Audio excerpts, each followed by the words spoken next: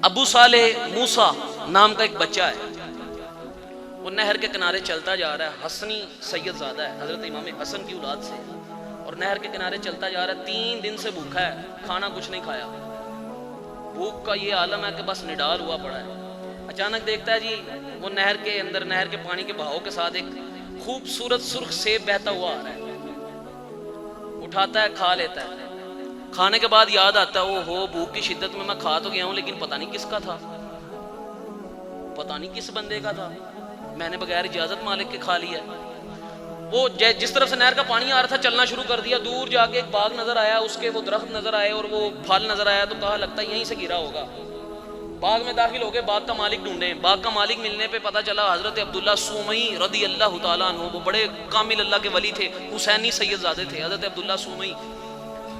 तो बारगाह में हाजिर हो गया, अदब से बैठा वो नौजवान, और अर्ज की कि इस तरह सारा वाकया पेश आया है, भूख की शिद्दत की वजह से खा बैठा हूं, तो माफी मांगने आया हूं, माफ कर दें, वरना क़यामत के दिन जवाब देने के काबिल नहीं हूं मैं। तो वो बुजुर्गों ने सुना, ये बिल्कुल नौजवान बच्चा है, 12-13 साल 14 साल उम्र है, और इतना तकवा, इतना रब का डर, तो चलो इसका इम्तिहान लेते हैं।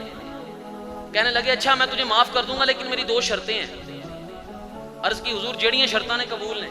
कहा सुन ले, पहली शर्त यह है 10 साल इस बाग की हिफाजत कर जिसका फल खाया तूने। साढ़े वर्गा कोई होए ना तो गल सुन के लड़ पवे, वो एक सेब वास्ते 10 साल का, 10 साल हिफाजत कर इस बाग की। फिर दूसरी शर्त बताता हूँ। 10 साल उस नौजवान ने उस बाग की हिफाजत की, फिर हाजिर हुआ, हजरत 10 साल हो गए ने, मेरी माफी दा की हाल है। कहा दूसरी शर्त रहती है। अर्ज की हुजूर बताएं। कहा मेरी एक बेटी है, अंधी है, बहरी है, अपाहिज है, हाथ पांव काम नहीं करते, गूंगी है, बोल नहीं सकती, बहरी है, सुन नहीं सकती, अंधी है, देख नहीं सकती, उससे निकाह कर ले। कहा हुजूर निकाह कर लूं, माफी मिल जाएगी? कहा हाँ तुझे माफ कर दूंगा। कहा फिर आप गवाह रहिए, मैंने आपकी बेटी से निकाह कर लिया। वो बाप चूंकि खुद वकील बेटी का बन के बेटी से इजाजत ली और आगे निकाह पढ़ा दिया, निकाह हो गया। तो आप कमरे में दाखिल हुए, तो कमरे में देखा तो बिस्तर पर एक हसीनो जमील शहजादी नुमा लड़की बैठी है।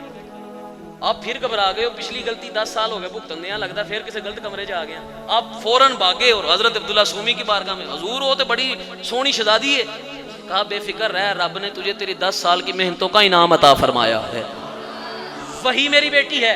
तो कहा जी आप तो जो सिफात बयान कर रहे थे उसमें वो सिफात तो नहीं है। कहा वो सिफात इस तरह है, वो अंधी इसलिए है उसने अपनी आंखों से रब का हराम करदा कभी नहीं देखा, उसने वो बहरी इसलिए है उसने अपने कानों में कभी रब की हराम करदा आवाज नहीं जाने दी, वो गूंगी इसलिए है उसने अपनी जुबान से रब की हराम करदा कोई बात नहीं की, वो अपाहिज लूली लंगड़ी इसलिए है उसने रब के हराम करदा कामों में कभी अपना हाथ पांव नहीं बढ़ाया। ऐ अबू साले मूसा, रब ने तुझे तेरी मेहनतों का इनाम अता फरमाया है।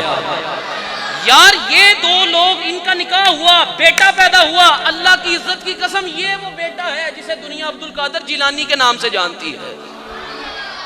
एवं नहीं अब्दुल कादिर जिलानी वर्गे पुत्र पैदा होंगे, बाप अबू साले मूसा जंगी दोस्त जैसा हो, माँ उम्मुल खैर फातिमा सानी नाना अब्दुल्ला सूमी जैसा हो, अल्लाह की इज्जत की कसम बेटा वो पैदा होता है, वो बैठने लगता है, फरिश्ते आवाज देते हैं उठो अल्लाह के वली के लिए जगह छोड़ दो।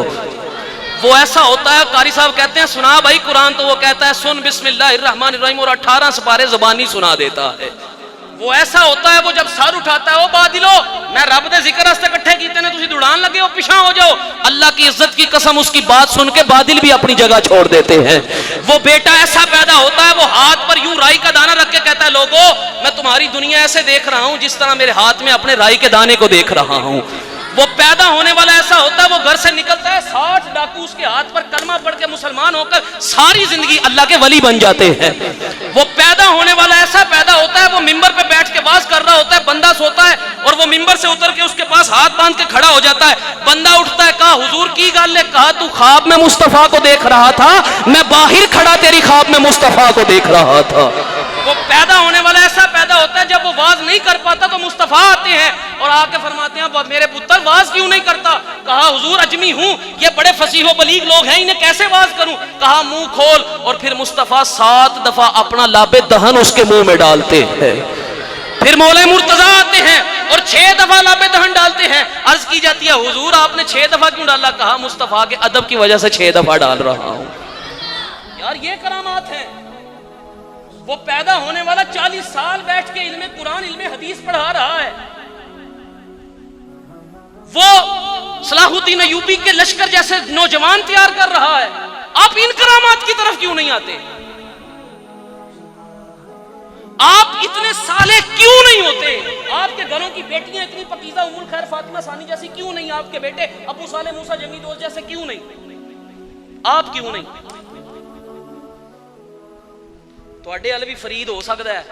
6 ਸਾਲ ਦੀ ਉਮਰ ਦੇ ਪੁੱਤਰ ਦੇ ਮਸੱਲੇ ਥੱਲੇ ਸ਼ੱਕਰ ਰੱਖਣੀ शुरू कर दो, गंजे शक्कर ਤੁਹਾਡੇ ਵਾਲ भी पैदा हो सकता है। अगर गंजे शक्कर की फजीलत है तो रब्बे काबा की कसम उसकी माँ की वजह से अब्दुल कादिर मादरजाद वली पैदा हुआ है। तो पैदा होते ही कौन सी अब्दुल कादिर ने इबादत रियाजात कर ली थी? ये माँ बाप की करामत थी। अब्दुल कादिर पैदा हुआ।